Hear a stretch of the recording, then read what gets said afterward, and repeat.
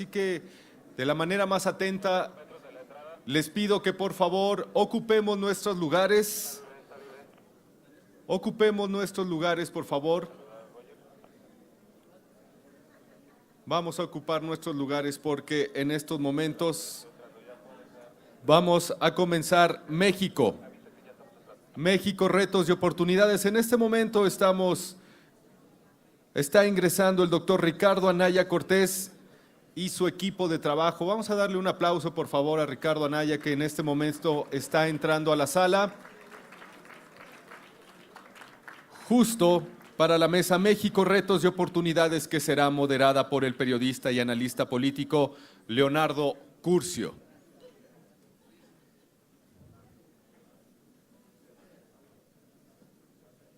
Vamos a tomar nuestros asientos, por favor.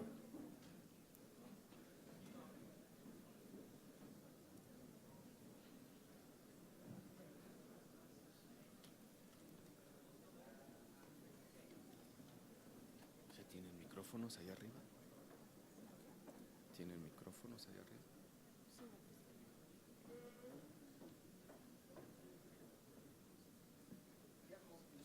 La Cámara Nacional de la Industria de Radio y Televisión les da la más cordial bienvenida a la conferencia México, retos y oportunidades, que será moderada por el periodista y analista político Leonardo Curcio. Y contará, por supuesto, con la participación del doctor Ricardo Anaya Cortés.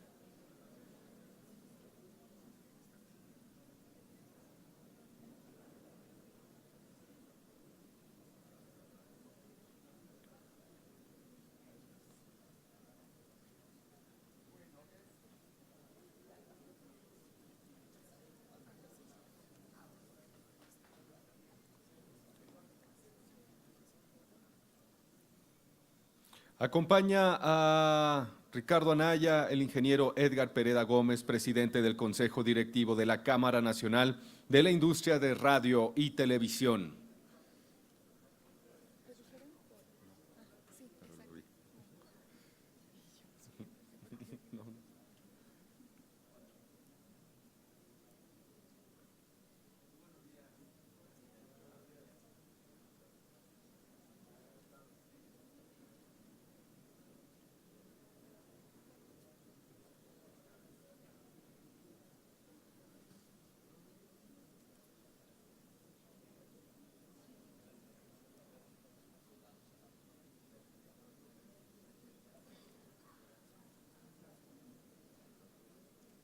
Vamos a recibir con un aplauso a Ricardo Anaya, por favor.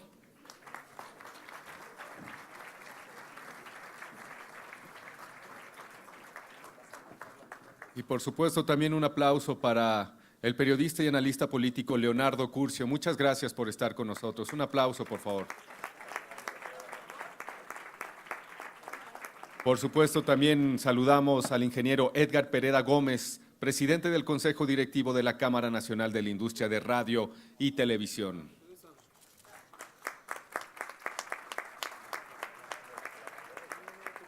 Bueno, pues estamos listos. Estamos listos, gracias a nuestros amigos reporteros gráficos, las placas correspondientes. Muchas gracias a nuestros amigos reporteros gráficos.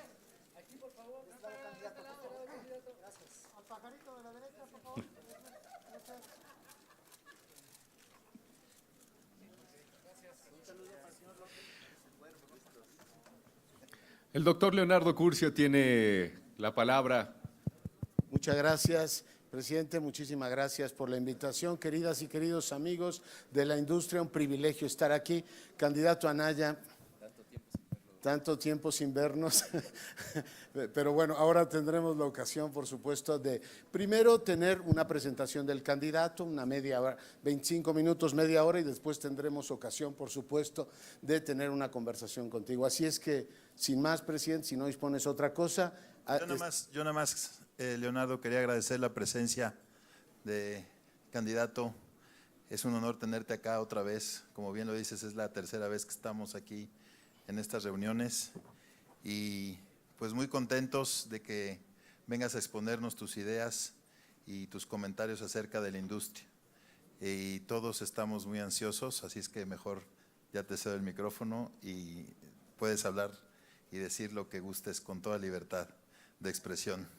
Gracias. Pues muchísimas gracias, don Edgar Pereda. Voy a poner de pie, si me lo permiten, presidente de la Cámara Nacional de la Industria de Radio y Televisión. Por supuesto, agradecer muchísimo la moderación del doctor Curcio. Saludar con mucho gusto a Óscar Morales, presidente del Consejo Consultivo, también de la Cámara Nacional de la Industria de Radio y Televisión, a Gloria Caballero, presidenta de Radio Independiente de México. Por supuesto, a todas y a todos los radiodifusores, estimado Neto Vidal, a todas y a todos los radiodifusores del país que hoy nos acompañan. Saludo también a quienes me acompañan en esta mañana, bueno, esta tarde ya, a Damián Cepeda, presidente del Partido Acción Nacional, le agradezco mucho, a Josefina Vázquez Mota, a Santiago Krill, a Marco Adame, a Fernando Rodríguez Doval, a Héctor Villarreal, les agradezco muchísimo el que me acompañen. Y por supuesto, pues de manera muy especial a todas y a todos los radiodifusores de la República Mexicana, que sé que vienen pues prácticamente de todos los puntos del país. Siempre es un gusto, mira Jacqueline, somos paisanos. Un gusto de veras encontrarnos aquí como cada año en esta reunión que ustedes organizan. Y siguiendo lo que ha dicho el doctor Curcio, entonces haría yo una presentación general de unos 25 minutos y si les parece después hacemos un diálogo con enorme transparencia en los términos en los que ustedes dispongan. Empezaría por decirles que estoy convencido de que hoy México no va por el camino correcto, que México necesita un cambio profundo, primero empezando por el problema de la corrupción, más allá de cualquier discurso político estridente que muchas veces es propio de las campañas políticas, los datos son francamente demoledores.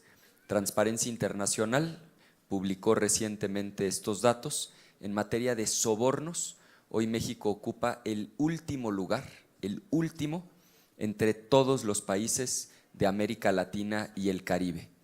En materia de desigualdad, ya somos, entre todos los países de la OCDE, el país con el mayor nivel de desigualdad. En materia de inseguridad y violencia, pues ustedes lo viven en sus estados, saben la magnitud del problema que tenemos. Estas son cifras oficiales del Sistema Nacional de Seguridad Pública. Hay datos disponibles desde que se creó el sistema hace 20 años. Desde 97 hasta la fecha, nunca habíamos tenido un año con tanta violencia como terminó el año 2017 y lamentablemente los primeros datos ya disponibles de 2018 vuelven a tener los índices de violencia más altos de las últimas 2 décadas en nuestro país. De ese tamaño es el problema que tenemos. Recordarán ustedes, se presentó lo que iba a ser la nueva estrategia en 2014, muchas y muchos de ustedes estuvieron presentes, fue un evento en Palacio Nacional, pues de que se presentó la nueva estrategia a la fecha, la violencia de manera consistente siguió aumentando todos los años. Del 14 al 17 el aumento acumulado ya es de 58%. Y lamentablemente el problema está generalizado prácticamente en toda la República Mexicana. Porque si el problema estuviera focalizado solo en algunos municipios, en algunos estados, pues habría que revisar qué está ocurriendo en esos lugares en lo particular.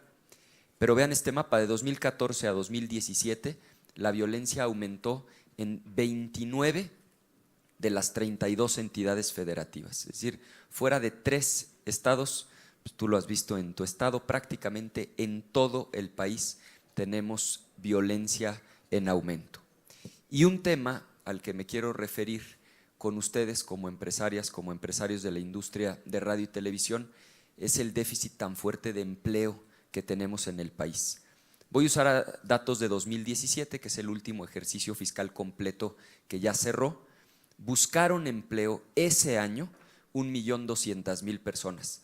Por eso es tan común oír candidatos a hablar de que van a generar 1.200.000 empleos. Es básicamente la presión anual que hay sobre el empleo. ¿Cuántos lo encontraron? Aún incluyendo a quienes están en la economía informal, es decir, entre formales e informales, del 1.200.000 encontraron empleo aproximadamente 750.000. Eso quiere decir que prácticamente 500.000 de personas cada año buscan trabajo y no lo están encontrando. Esto provoca, además de lo evidente, que es desempleo, un problema serio de precarización del salario. Es decir, los sueldos cada vez son menores por una lógica elemental de oferta y demanda.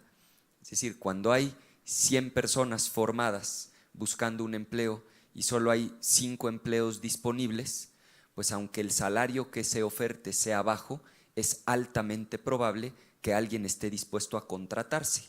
Entonces, cuando hay tal diferencia, como la tenemos ahora en México, entre la oferta de empleo y la demanda, el salario se va precarizando. Son datos oficiales del INEGI.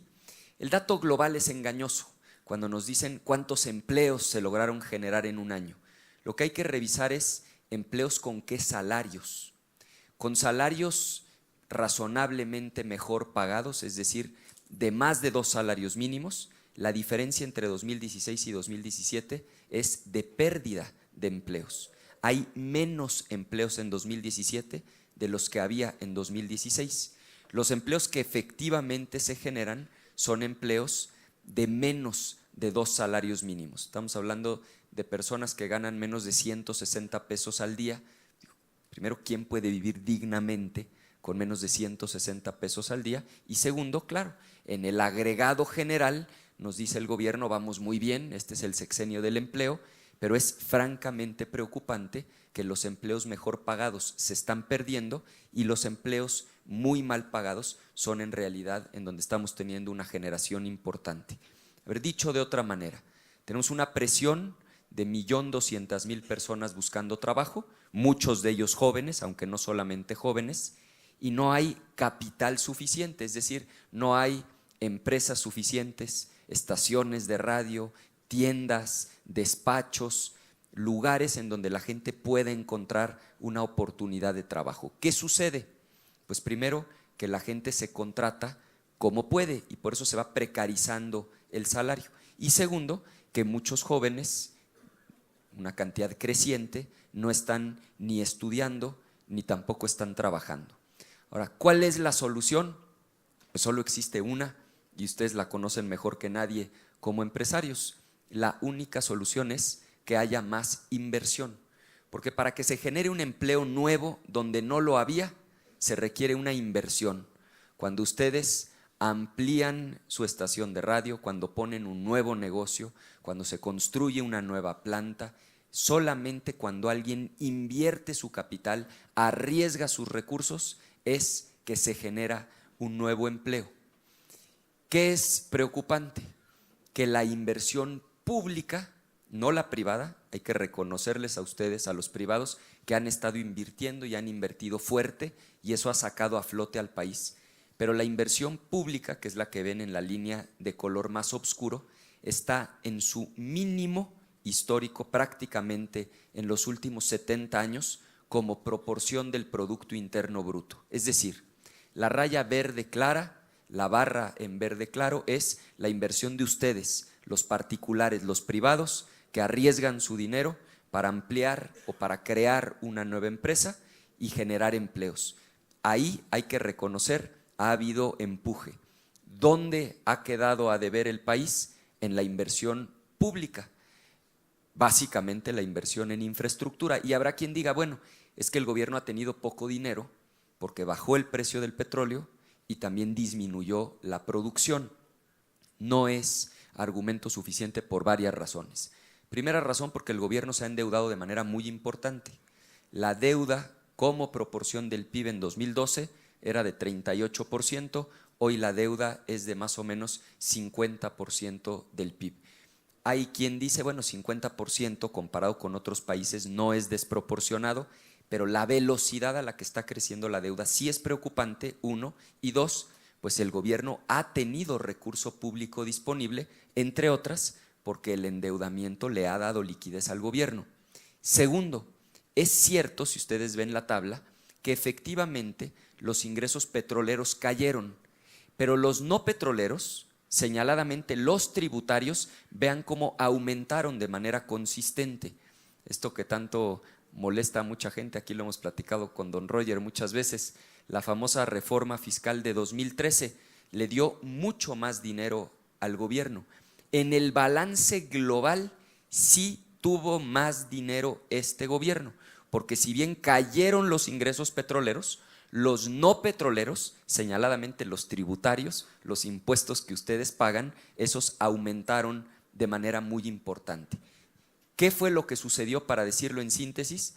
Que el gobierno aumentó el gasto corriente y bajó el gasto en inversión, principalmente el gasto en infraestructura.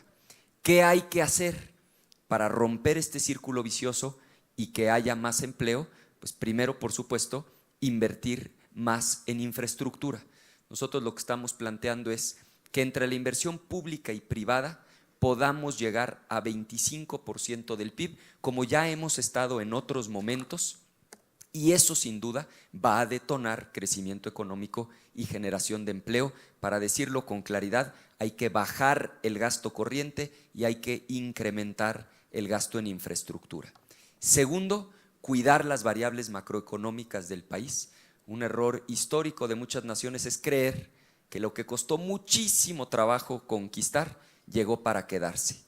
A ustedes les tocaron muchísimas de las crisis económicas que padecíamos sexenio tras sexenio.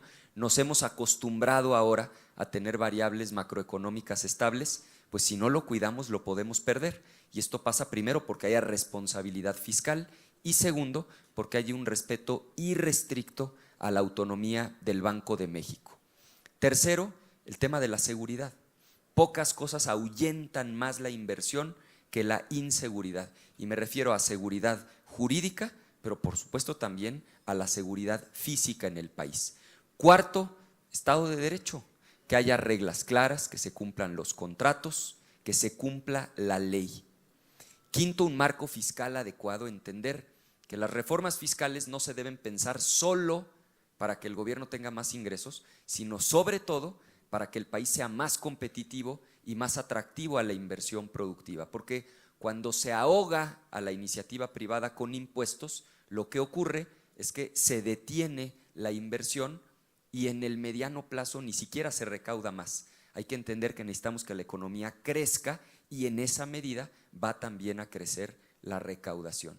Un sexto punto que es fundamental, reducir los niveles de desigualdad en el país. Como ya lo vimos, hoy México es el país más desigual de todos los países de la OCDE. Ahí hay un problema de orden ético y por ahí habría que empezar. Es decir, mientras unos cuantos lo tienen todo, hay una inmensa mayoría que sufre para dar de comer a sus hijos. De entrada hay un problema ético, pero también hay un problema económico. Está perfectamente medido y acreditado por los mejores economistas del mundo. Es algo que hoy ya prácticamente no se debate, que cuando un país tiene niveles tan altos de desigualdad, no crece la economía como podría crecer por un asunto de lógica elemental. Cuando a la gente más rica del país le ingresa un peso adicional, pues ese peso se va a ir a ahorro. Cuando un peso le llega de manera adicional a la gente más pobre del país, con toda seguridad ese peso va a ir a gasto. Y por lo tanto niveles tan grandes de desigualdad como los que ahora tenemos en el país se ha convertido ya también en un obstáculo para que la economía sea mucho más dinámica y tengamos mayor crecimiento económico. Séptimo, por supuesto, el tema de la educación, que es indispensable en esta lógica de crecimiento económico. Y déjenme irme directo al noveno punto, que es el tema del combate a la corrupción. Y me quiero detener aquí. Ustedes seguramente conocen este estudio que publicó el IMCO, el Instituto Mexicano para la Competitividad. A ver, el título lo dice todo. Contrario al refrán popular de que el que no tranza no avanza, el título del estudio es Transamos y no avanzamos. Es decir, lo que el estudio concluye es que la corrupción es un obstáculo para que haya crecimiento económico. el Foro Económico Mundial publica todos los años el Índice Global de Competitividad y saca conclusiones para cada país. Para el caso específico de México, porque no son iguales las conclusiones para los más de 100 países estudiados, para el caso específico de México, el obstáculo número 1 para que haya mayor inversión productiva y por lo tanto más crecimiento económico, inclusive por encima de la inseguridad, es justamente la corrupción, y dicho por el Foro Económico Mundial. Aquí hay una pregunta de fondo. ¿La corrupción es un problema cultural o es un problema institucional? Porque si es un problema cultural, pues vámonos acostumbrando. La cultura de un país no cambia de un día para otro. Aunque si fuera cultural, pues yo no me explico por qué una persona que está en Tijuana y cruza a San Diego, en cuanto cruza la frontera, baja la velocidad y ya no tira papeles por la ventana. La cultura no cambia cuando cruzamos la frontera. Lo que bajan son los niveles de impunidad, la probabilidad de recibir un castigo, y por eso la gente se comporta de mejor manera. La humanidad hizo 2 experimentos en el siglo XX, déjenme concentrarme en uno solo, que es Corea. Porque ahí no se puede alegar, como en el caso de México y Estados Unidos, pues que tenemos distinto idioma, distinta geografía, una cultura diferente, una idiosincrasia distinta, y que eso explica por qué hay comportamientos distintos respecto de la corrupción en un país y en otro. Porque Corea hasta el año 48, toda la península era un mismo país, con el mismo idioma, la misma geografía, la misma idiosincrasia. Como ustedes saben, en el 48 se divide Corea y se crean 2 naciones completamente independientes, con leyes diferentes, con gobiernos distintos, aunque la gente hablaba el mismo idioma, tenía la misma historia, la misma cultura.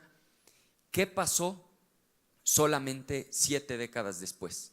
Porque si lo que manda es la cultura, el idioma y la geografía, pues no habría grandes diferencias hoy entre Corea del Norte y Corea del Sur.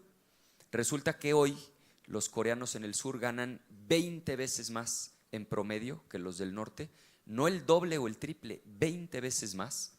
La esperanza de vida ya es de 12 años mayor.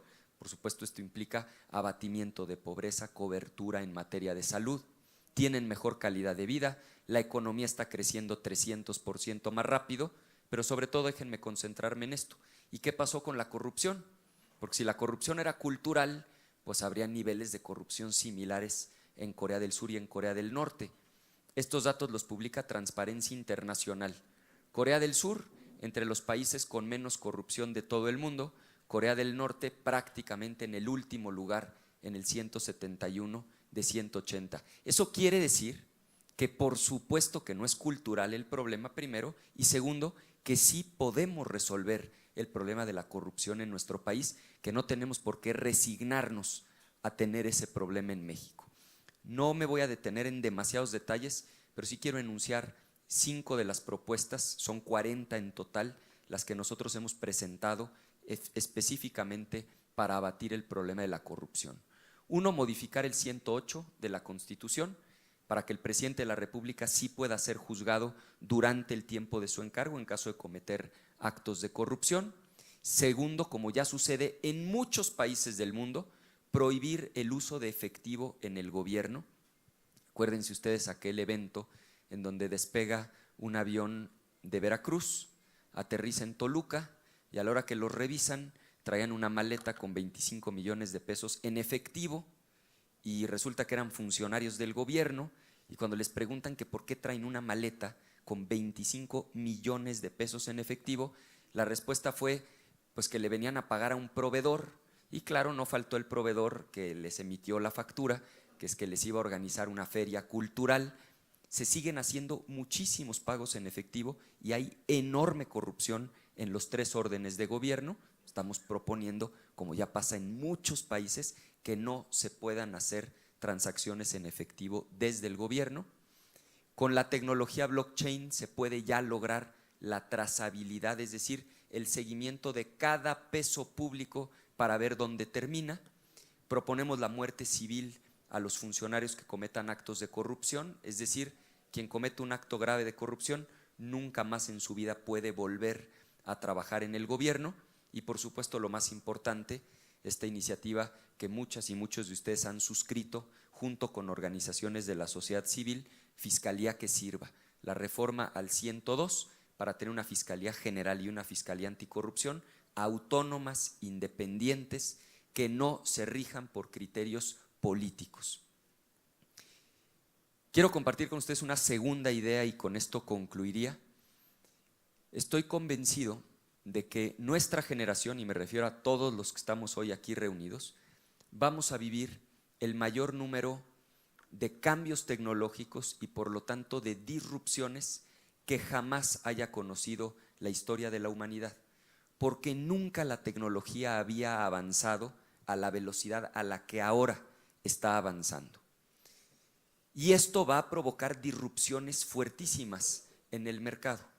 Un poco recordar qué es esto de una disrupción. Cuando sale a la venta un nuevo producto, si ese nuevo producto es muchísimo mejor que el anterior, pero también es mucho más caro, pues solamente lo va a poder consumir un nicho. Pero ¿qué pasa si el nuevo producto, además de ser muchísimo mejor, se vuelve más barato? En ese momento se da una disrupción brusca en el mercado. A ver, Tony Seba usa estos dos ejemplos, déjenme tomarlos prestados. Es un investigador de Stanford. El primero es Kodak. ¿Se acuerdan perfecto, me imagino, de esta empresa? Todos llegamos a comprar los rollitos estos de fotos para ponérselos a las cámaras. ¿Sí se acuerdan de cuánto eran los rollitos de las cámaras? Había de 12, de 24 y de 36, dice Jacqueline. Esa empresa, el año en el que más vendió fue el año 2000, su récord de ventas. Y solamente 12 años después se declaró en bancarrota. ¿Por qué? Por una disrupción en el mercado. Porque surgió un nuevo producto que al principio era más caro, aunque ya era mejor, pero cuando se volvió inclusive más barato que andar comprando rollos y revelando e imprimiendo las fotos, provocó una disrupción, que es con lo que ahora todos tomamos fotos, que por cierto ahorita había alguien ahí tomando una foto, que son nuestros teléfonos celulares. Es decir, los teléfonos inteligentes provocaron una disrupción en el mercado, porque ya nadie va y compra un rollo, pues porque la inmensa mayoría tomamos fotos con nuestros teléfonos. Un último ejemplo, que también es de Tony Seba. Esta calle es la Quinta Avenida de Nueva York. La foto está tomada en el año 1900. Si se fijan, ahí hay prácticamente puras carretas de caballos, aunque ya existía el automóvil. En el circulito anaranjado que aparece ahí, ese ya es un automóvil. Ahora, ¿por qué no todo mundo compraba un automóvil? Por el precio. Porque en ese momento, aunque sí era mejor el automóvil, era muchísimo más caro. Pero ¿qué pasa cuando Henry Ford lanza la famosa serie T y empieza a producir automóviles en serie? Y entonces ya no solo es mejor el automóvil, porque transporta más rápido y con mayor comodidad, sino que además ya es inclusive más barato tener un automóvil que tener caballo, carretas y todo lo que implica. Pues en el momento en el que se volvió más barato el automóvil, se da una disrupción en el mercado. Esta es una foto de la mismita calle, solamente 13 años después. Y ahora si se fijan, prácticamente ya no hay carretas de caballos. Si hay una, nunca falta el que le gusta ir a la antigüita, como ya saben quién, que no sé si lo vayan a invitar aquí. Y es que él no termina de entender esto que está pasando. Podría yo ponerles ejemplos toda la tarde, voy a poner uno solo. Propone él construir 6 nuevas refinerías. Él mismo reconoce en su programa de nación que una refinería del tamaño de las que él está proponiendo vale 6,000 millones de dólares, una, porque él quiere duplicar la capacidad de refinación que hoy tiene el país. Hoy tenemos 6 grandes refinerías y él está proponiendo construir otras 6, más o menos con la misma capacidad. Primero, no tiene lógica por lo que eso cuesta, porque construir 6 nuevas refinerías costaría algo así como 700,000 millones de pesos, que para ponerlo en perspectiva, un estado como Baja California Sur es su presupuesto durante 40 años. O la UNAM, que es la universidad más grande no de México sino de América Latina, es su presupuesto durante 16 años. Pero ¿por qué sobre todo es un disparate lo que él está planteando? Porque una disrupción que está a la vuelta de la esquina, como sucedió con Kodak y los teléfonos, como sucedió con las carretas y los vehículos, es la de los vehículos eléctricos. ¿Por qué? Por las mismitas razones, que son dos. La primera, porque sí son mejores, por donde ustedes lo quieran ver. Son mejores, si ustedes compran uno ahorita, les dan garantía sin límite de kilómetros. ¿Por qué? Porque mientras que un vehículo de combustión interna tiene 2000 piececitas que se mueven, los eléctricos tienen 18 partes móviles. El mantenimiento es mucho más sencillo, son más baratos de operar, es decir, conectarlos a la corriente que estar cargando gasolina, aceleran muchísimo más rápido, son completamente silenciosos. Digo, con esta razón ya sería suficiente, prácticamente no contaminan el medio ambiente. Ahora, sí son mejores. ¿Por qué hoy todavía la mayoría de la gente no compra vehículos eléctricos? Por la misma razón que hemos estado platicando, porque son más caros. Pero eso está cambiando rapidísimo. Vean a qué velocidad. En 2014, o sea, hace 3 años y cachito, comprar un vehículo eléctrico compacto, pequeñito, valía $1,500,000 de pesos. Solo 3 años después, el precio bajó a la mitad. Y para 2024, en una estimación conservadora, los vehículos eléctricos van a costar lo mismo o menos que lo que cuestan los vehículos de gasolina. Ahí se va a dar la disrupción en el mercado, igualito que con las cámaras, igualito que con las carretas. Y por supuesto, en ese momento va a empezar el declive del consumo de gasolina, no nada más en México, sino en todo el mundo. Y no va a pasar porque él no va a ganar la elección, pero ahí es más o menos cuando se terminarían de construir las famosas 6 refinerías que cuestan 700,000 millones de pesos que el señor está proponiendo construir. Nosotros más bien lo que estamos planteando es que nos tenemos que ir moviendo hacia las energías limpias, las energías renovables. Uno, pues por supuesto para cuidar el planeta que le vamos a dejar a nuestros hijos, pero dos, porque hay una enorme oportunidad de crecimiento económico.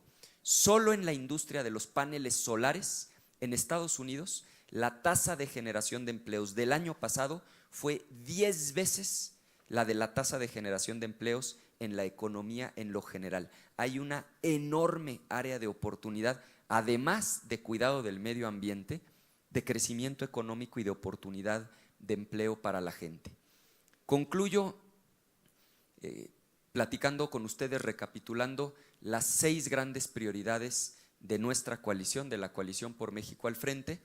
Antes, con un comentario, digamos, obligado aquí en la CIRT, nosotros, dentro de nuestro planteamiento de mejor democracia, hemos venido insistiendo en que tenemos que cambiar el modelo de comunicación política. Esa cantidad de spots que ahorita están sonando todo el día en sus estaciones y en sus canales ya no le sirven a nadie. Es decir, a nosotros ya saturamos a la gente. Se los digo en serio, lo tenemos medido. Esa cantidad de anuncios ya no funcionan. A ustedes, pues claro que les afecta mucho. Uno, pues por la confiscación de tiempos, pero segundo, porque además pierden rating. Porque cuando en un bloque completo la gente se tiene que soplar tantos anuncios, pues muchas veces le cambia o lo apaga y la verdad es que ahí ya estamos perdiendo todos. Lo que nosotros hemos venido proponiendo es que en lugar de tantos spots de 30 segundos, mejor se compacten los tiempos, hagamos más debates, que además, como lo hemos visto, cuando están bien organizados, generan mucho rating, gana la democracia, se informan los ciudadanos y ustedes liberan también buena parte pues, de su tiempo para poderles servir a sus radioescuchas, a sus televidentes. Entonces, me parece que ahí hay un punto fundamental.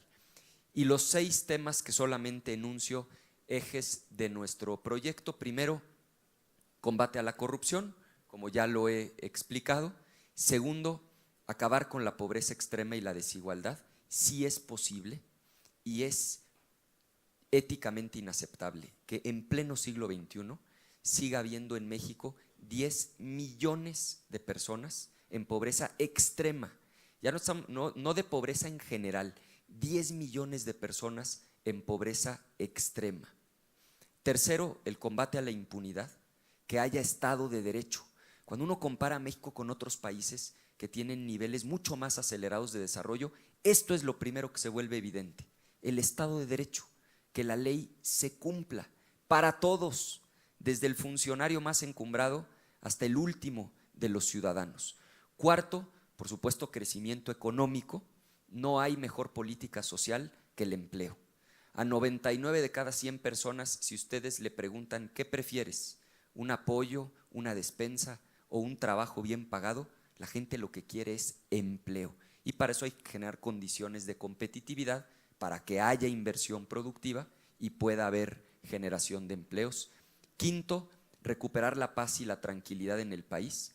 Tenemos un problema que ya llegó a niveles insostenibles. Dice, la Organización Mundial de la Salud dice que a partir de 10 homicidios por cada 100,000 habitantes, el homicidio se empieza a comportar como una epidemia. Como sucedería con una enfermedad, por ejemplo la influenza, la violencia va provocando cada vez más violencia y la espiral no se detiene. Nosotros no estamos en 10, estamos ya en 20 homicidios por cada 100,000 habitantes. Y finalmente, sexto, recuperar con dignidad el lugar que le corresponde a México en el mundo. Yo estoy convencido que fue un error enorme el que el gobierno federal, en plena campaña de Estados Unidos, haya recibido a Donald Trump en Los Pinos con una alfombra roja como si fuera un jefe de Estado. Creyeron que así construían una relación de confianza y de amistad, pero provocaron exactamente lo contrario. Nos tomó la medida, porque el señor llevaba meses insultando, vejando, agrediendo a los mexicanos con todo tipo de calificativos. Dijo que los mexicanos eran violadores, los que llevaban la droga a Estados Unidos, los que le robaban el empleo a los estadounidenses, y después de repetir eso durante meses, nosotros lo recibimos como jefe de Estado. Pues el mensaje fue: usted nos puede agredir y aquí va a tener las puertas abiertas. Entonces, lejos de construir una relación de confianza, el señor nos tomó la medida. Porque hay una ley de vida. Si quieres que el de enfrente te respete, tienes que empezar por respetarte tú mismo. El que no se respeta a sí mismo no va a ser respetado por el de enfrente. No aspiro a un pleito, aspiro a una relación de respeto, pero de respeto mutuo.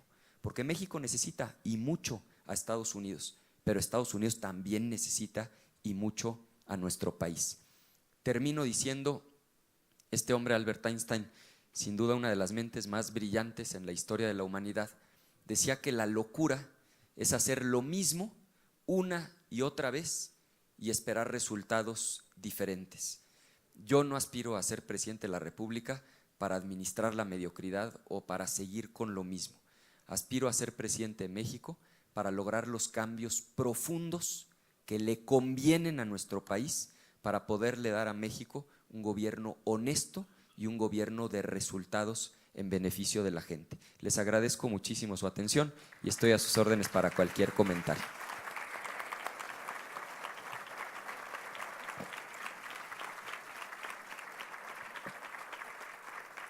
Pues muchas gracias, candidato, por su presentación. Están ya circulando las papeletas por si alguien quiere formularle una pregunta al candidato, con muchísimo gusto. Efectivamente, se las planteamos. A ver, empecemos por economía, candidato, y tomo las dos partes de tu muy interesante presentación. Por un lado, este tema del petróleo, de la gran transformación que estamos viendo en el mundo. Tenemos un sur-sureste que está en estos momentos, pues no solamente con una crisis económica muy seria, una crisis social fuerte, y ahí ligo con el tema que te quiero poner sobre la mesa.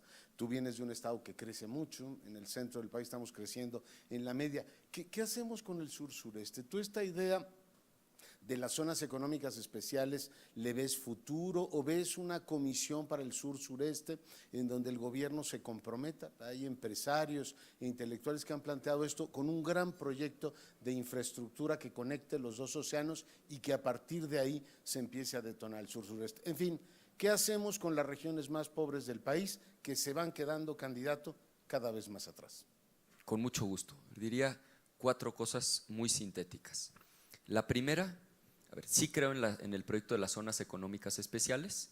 Creo que es mejorable, pero me parece que es un buen ejercicio para hacer esas regiones del país más atractivas a la inversión productiva. Ahora, primero, respetar la vocación de cada región del país. es decir, cada región del país tiene su vocación y sus potencialidades. Segundo, invertir en infraestructura. O sea, buena parte de la falta de competitividad del sur-sureste tiene que ver con una infraestructura muy deficiente. Donde no hay gas natural, no va a haber industria. Donde no hay puertos, donde no hay carreteras adecuadas, no va a haber posibilidad del crecimiento económico que sí experimentamos fundamentalmente en la zona centro y norte del país. Tercero, invertir en educación. Y cuarto, invertir en salud.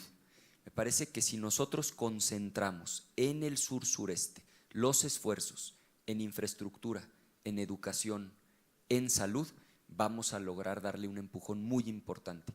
Cuando uno revisa los beneficios del Tratado de Libre Comercio, Leonardo, todas y todos, va a encontrar que 5 estados de la República Mexicana, fundamentalmente en el norte del país, concentran casi el 60% de las exportaciones.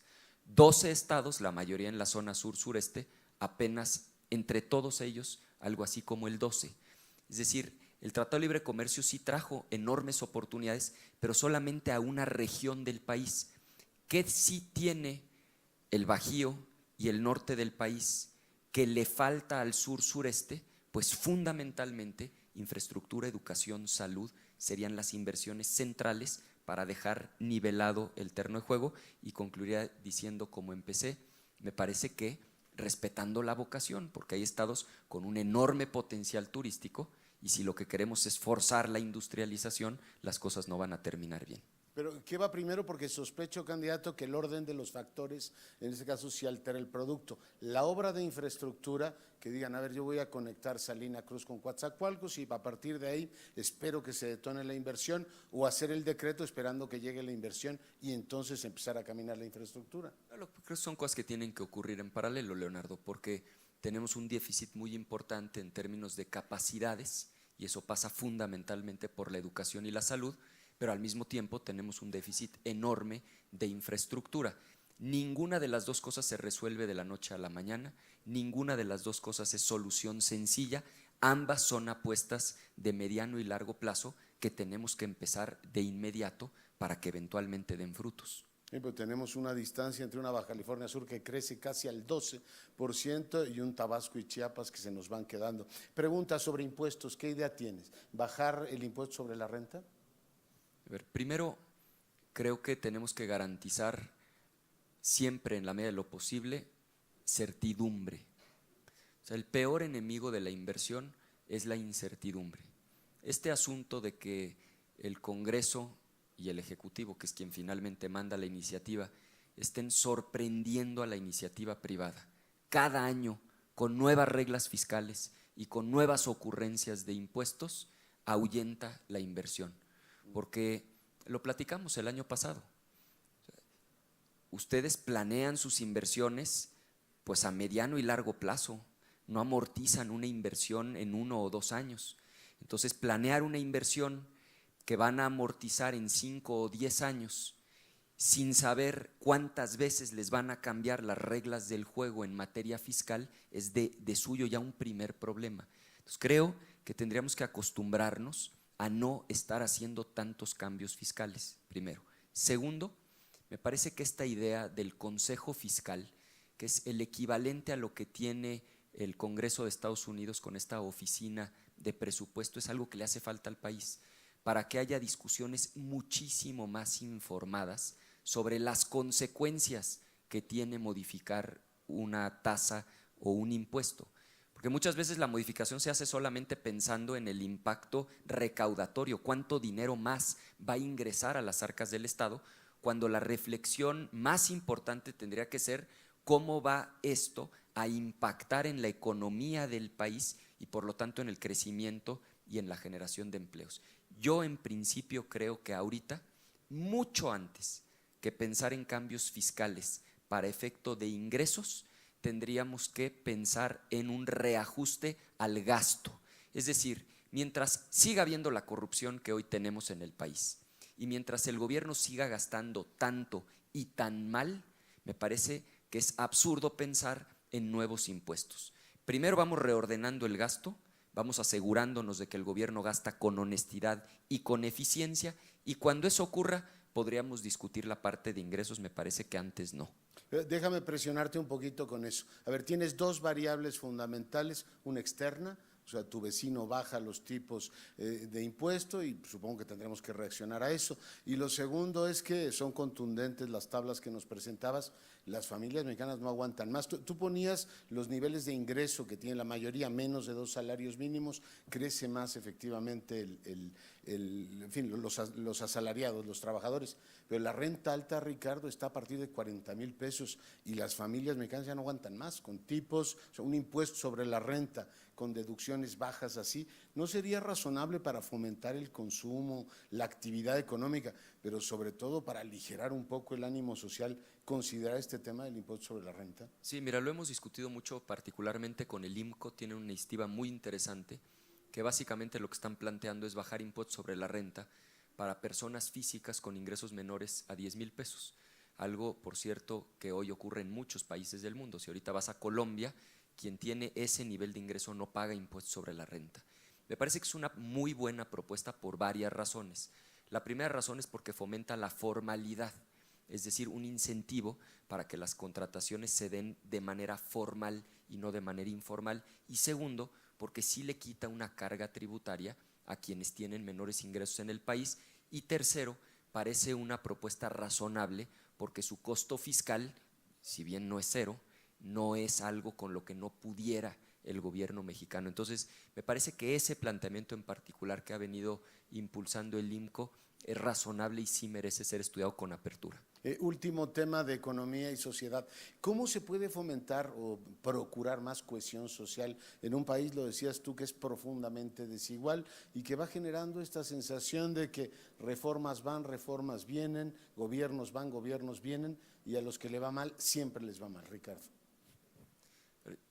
Dos cosas fundamentales. Primera, me parece que el fortalecimiento de las familias en el país es un tema del que se ha hablado poco y me parece que juega un papel fundamental en la cohesión de la sociedad. Segundo, en hacer comunidad. Es decir, cada vez más la gente no sabe ni quién es el que vive al lado, no hay relación entre los vecinos, no hay espacios públicos. Las niñas y los niños no pueden salir a jugar a la calle como antes, todavía nos tocó a muchos de nosotros poder hacerlo.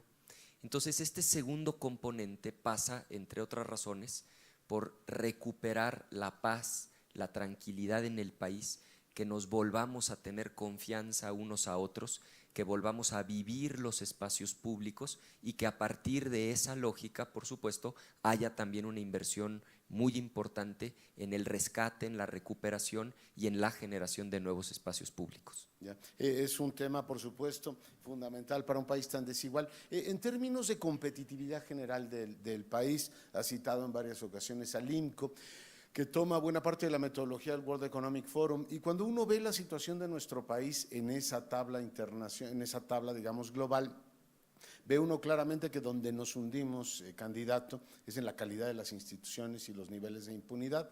¿Se puede seguir pensando que México se puede administrar, independientemente de quién sea el inquilino de Los Pinos, se puede seguir gobernando con una burocracia no profesional en buena parte del sector público? Seguimos teniendo esta lógica de botín que, bueno, pues da los resultados que hoy tenemos, ¿no? Sí, absolutamente no. Es decir, ya no podemos seguir. La corrupción tiene dos caras. Una es la muy evidente, que es el robo del dinero público, de lo cual en México hay muchísimos ejemplos verdaderamente burdos, lamentables, despreciables. El más reciente, 7,000 millones de pesos nada más, desviados a través de este esquema de estafa maestra, donde le transfieren a órganos gubernamentales, donde no hay que licitar, y después el dinero va desapareciendo primero entre empresas y después entre personas físicas, documentado por la Auditoría Superior de la Federación. Por cierto, le van a entregar a Mexicanos contra la Corrupción un premio en España, un premio muy importante de la Ortega y Gasset, justamente por esa investigación, por la investigación de la estafa maestra. Merece un reconocimiento internacional y no hay sancionados en nuestro país. Pues claro, Mientras haya estos niveles de impunidad, la corrupción no va a terminar. La corrupción va a terminar cuando haya castigo a los responsables. Entonces, primera parte, primera cara de la corrupción, el desvío, el robo del recurso público. Pero hay una segunda cara que tú ahora refieres, que es la de la ineficiencia. Es decir, un servidor público que no tiene la competencia, las capacidades para realizar la función, es otra cara de la misma corrupción.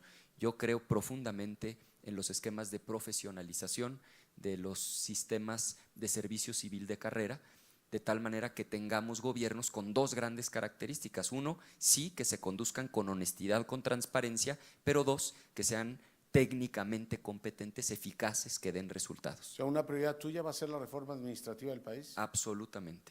¿Y cómo vas a gobernar con la efectividad? Eres electo efectivamente por el voto popular, una federación tan compleja. Cada vez tienen más competencias los gobernadores, cada vez tienen más presupuestos. ¿Cómo se puede gobernar una federación y empezar a entregar buenos resultados, Ricardo? Yo creo que con el principio de subsidiariedad, es decir, no debe hacer el gobierno federal lo que los gobiernos de los estados pueden hacer por sí mismos, y lo mismo hacia el nivel municipal. Es decir, el orden de gobierno más cercano debe resolver todo aquello que le es más próximo a la gente y que está en sus posibilidades resolver. Lo que ese orden de gobierno no puede resolver, debe resolverlo el siguiente, y así sucesivamente hasta llegar al orden federal. De tal manera que la definición de competencias, que por principio de cuentas está en la Constitución Federal, no sea un asunto de capricho, sino un planteamiento de orden técnico en donde cada orden de gobierno resuelve lo que verdaderamente está dentro de sus posibilidades. Si un municipio apenas va a tener la posibilidad de tener 2 patrullas y 4 policías, es evidente que no va a tener la capacidad de resolver ese problema por sí mismo. Pero tampoco hay que generalizar, porque no es lo mismo un municipio como ese o tu casa, que está en León, que es más grande que muchos estados de la República Mexicana. Entonces me parece que el principio de subsidiariedad es el principio ordenador para efecto de las competencias en los órdenes de gobierno. Es una muy interesante, digamos, propuesta. El asunto es ¿qué pasa cuando las entidades federativas no funcionan? Y entro de lleno al tema de la seguridad. Hemos discutido a nivel nacional todo este asunto de la Ley de Seguridad Interior, de si debe o no el Ejecutivo. Por cierto, ¿qué opinión tienes tú de eso? ¿Debería reglamentarse el 89 constitucional? Si tú fueras presidente, ¿eso cómo lo abordarías? Con mucho gusto. Fíjate, retomando el principio de subsidiariedad, el problema es que por un desorden institucional, literalmente nos brincamos un orden de gobierno. Es decir, si la seguridad pública está fallando en Tamaulipas, porque resulta que 2 exgobernadores que hoy están presos se coludieron con el crimen organizado, no es, digamos, un ejemplo hipotético, es real. Eugenio Hernández, Tomás Yarrington están en la cárcel por sus vínculos con el cártel del Golfo y con los Zetas. Esto derivó en una descomposición absoluta de los cuerpos policíacos, que terminaron cooptados por el crimen organizado a nivel municipal y a nivel estatal. Como no hay una policía federal suficiente en el país, entonces en un momento de crisis la decisión que se toma es que el ejército salga a las calles en un ejercicio subsidiario a subsidiar lo que ya no estaban pudiendo hacer el orden estatal y el orden municipal. Yo he planteado, entre otras cosas, que necesitamos duplicar el tamaño de la Policía Federal, y esto tiene una lógica numérica. Hoy hay más o menos 50,000 efectivos entre el Ejército y la Marina que están haciendo labores de seguridad pública, cuando toda la Policía Federal tiene por el orden de 35, menos de 40,000 elementos. Necesitaríamos una Policía Federal del doble de tamaño, profesional, capaz, confiable, bien pagada, que fuera la primera instancia. Es decir, sacar el ejército debería de ser para un país una instancia final, una instancia de auténtica emergencia. Como en México no tenemos en orden nuestras instituciones, pues esa institución no pudo entrar de manera subsidiaria. Entonces, me parece que otra vez el principio de subsidiariedad obliga a un cierto estado de fuerza a cada orden de gobierno, de tal manera que cuando uno falle, el otro pueda intervenir. Por supuesto, yo reitero, claro que nos vamos a seguir apoyando en el Ejército y en la Marina, en tanto no contemos con policías confiables, profesionales, capaces, bien pagadas, que estén del lado de la gente, pero no es algo que sea sostenible en el largo plazo. Eventualmente necesitamos recuperar la capacidad de nuestras fuerzas civiles para que se hagan cargo en términos de lo que establece la Constitución. Y respecto de la Ley de Seguridad Interior, de manera completamente sintética, sí creo que se tiene que reformar. ¿Qué hace sentido de la Ley de Seguridad Interior? Que se requería un marco legal para la actuación de las Fuerzas Armadas. ¿Cuál es el problema? Que hoy los gobiernos locales no tienen incentivos para limpiar, profesionalizar o reformar sus cuerpos policíacos.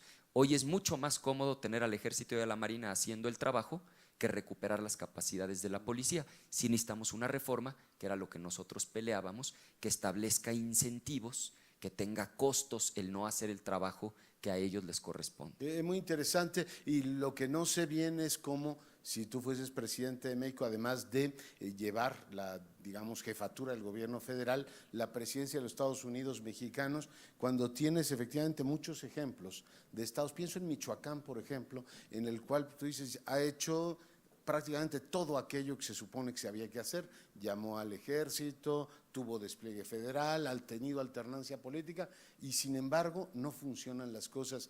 Y me refiero a Michoacán, pero pienso en Guerrero, pienso en Tamaulipas, pienso en muchos otros estados donde la lógica de incentivar a los gobiernos locales para que den buenos resultados en seguridad, pues llevamos 12 años sin que eso ocurra, Ricardo. Pero es que no ha ocurrido, ese es el problema.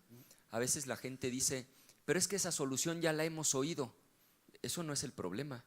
El problema es cuando esa solución es la correcta y no se ha implementado.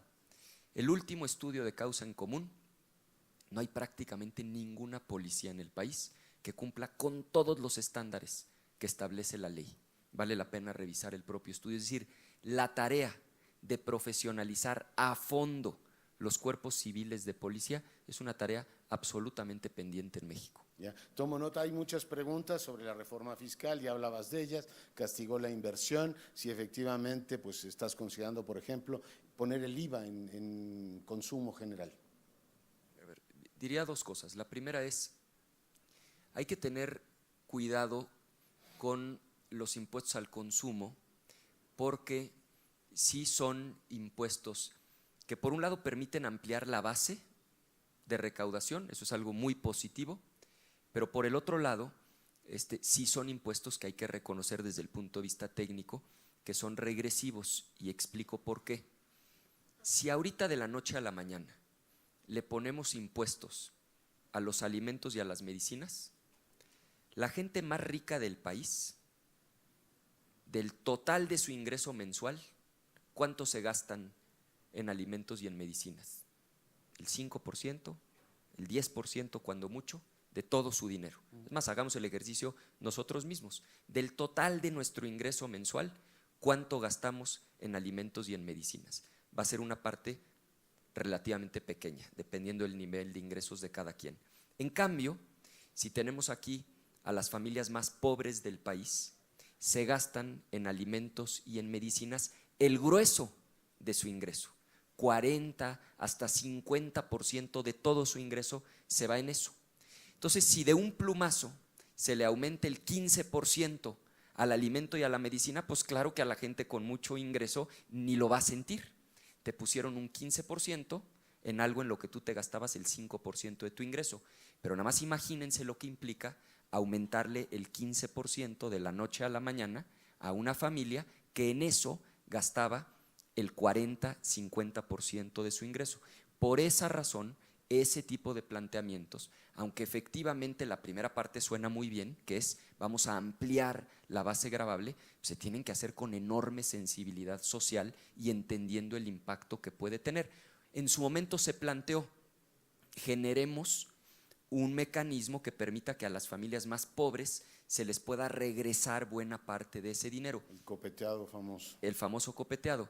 Suena bien, nada más que la focalización tiene sus retos y tú lo sabes. Va a haber muchas familias muy pobres que no vamos a alcanzar a detectar y que sí van a tener que pagar el impuesto. Entonces, yo en principio no me pronunciaría ahorita por hacer una modificación fiscal en esa materia. Oye, preguntas de la industria sobre los spots en tiempos electorales, ya te pronunciaste, pero los tiempos del gobierno, esta industria no solo paga impuestos, sino que tiene tiempos del Estado en periodos normales. ¿Ese expediente cómo lo ves, Ricardo? No, yo creo que se ha abusado, creo que a la industria le está pesando demasiado, creo que es muy injusto, porque además, si fuera hace 20 años, la lógica sería distinta.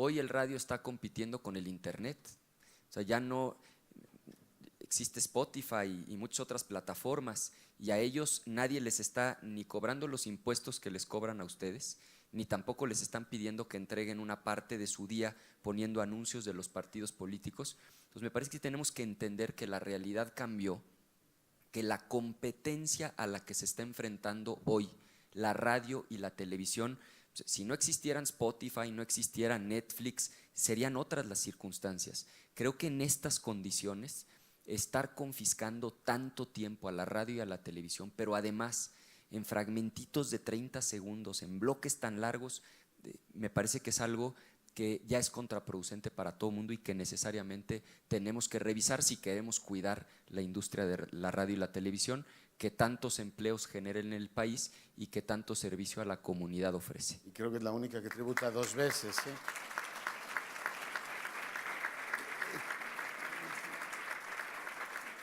Candidato, hablemos, si te parece, de política. Tú has planteado el tema del gobierno de coalición y, por supuesto, en varias alocuciones has hablado de la experiencia chilena, la experiencia alemana. Si tú fueras presidente y empezaras a negociar ese gobierno de coalición, ¿qué carteras te reservarías? Hacienda, Relaciones Exteriores, Gobernación. ¿Cuáles serían innegociables para el presidente Anaya? Mira, está establecido en la reciente reforma constitucional, para que no sea un asunto, digamos, a capricho, lo que se ha planteado es que las áreas de seguridad nacional, fundamentalmente, y las de, digamos, financieras, recaudación, concretamente, pues por supuesto, Hacienda y las áreas de seguridad, deben ser áreas que correspondan a quien ganó la elección. Pero ¿por qué el gobierno de coalición es lo que necesita el país y lo que nosotros estamos planteando? Porque obliga a una negociación inicial para construir una mayoría estable que después permita, a lo largo del sexenio, hacer realidad la plataforma y el programa, para que no sea una negociación por cada reforma, que ha sido el gran problema en nuestro país. Por eso terminamos con reformas a la mitad o con una buena y una muy mala, porque resulta que hubo que negociar una con unos y otra con otros. Lo que creo, y además hay muy buenas experiencias como las dos que ahora tú señalas, es que al país lo que le conviene es una negociación de inicio para construir una mayoría en el Congreso, que esa mayoría ratifique a los integrantes del gabinete, de tal manera que haya un reflejo de que ese gabinete está consensado y que la plataforma, el programa de gobierno, efectivamente pueda tener viabilidad porque hay una mayoría